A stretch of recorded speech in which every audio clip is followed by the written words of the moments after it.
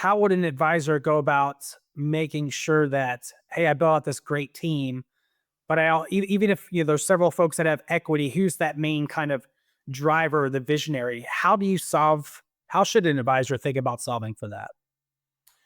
Well, I mean, again, that's going to be facts and circumstances based on each individual leader's kind of perspective. You might have a few false starts, you might have a few bad decisions along the way, but you've got to go with the ponies you've got or start looking elsewhere. So if you have two or three key people, usually there's one, maybe sometimes two that have risen to the top that go above and beyond, and I'll give you the comparison. Someone has a whole list of tasks to do. Employee A clears his desk at 5 o'clock and bails. Employee B gets that stuff done and she's there till 7 o'clock at night to make sure it gets done. So the next morning she starts with a clean slate. In that scenario, employee B is more like partner material. And maybe you can even test the waters a little and give them some sort of incentives. We do this with our employees. We like to give bonuses. And the bonuses are not based on sales or new revenue. They're based on metrics that we think are going to make them better.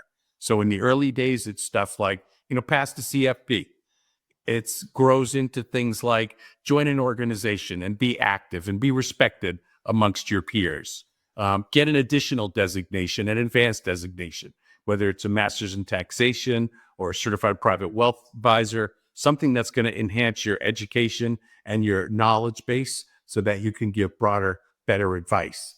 And if you come up blank when you're kind of trying to give out incentives to these people and or they fail on the incentive game, well, water kind of finds its own level. If they're not going to make their bonuses, they're probably not going to stick around. That's going to help you make your decision. And in that case, this might be an advisor and an owner that should look to a merger. Whether they're ready to retire or not doesn't matter, but you need to look to a firm that might be able to offer that depth of service, perhaps that knowledge base, perhaps that drive and motivation in their team and their staff that's going to help this particular advisor get back on track to growing their business and improving the value of it.